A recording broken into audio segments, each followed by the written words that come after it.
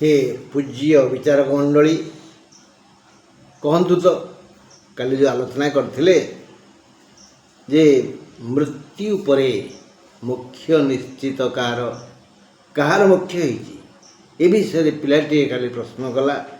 Sir मो जेजगर मुख्य होइछि कारण से जाइथिले श्रीमंदिर दियो दर्शन परे तांको टिके असुस्थ बोध होला।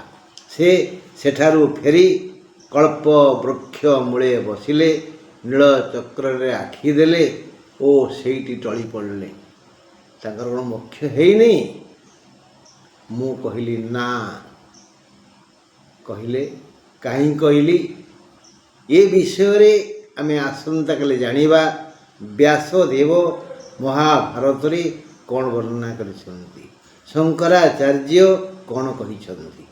हाँ बंधु आसंता काली की अपेक्षा रहिली। नमस्कार।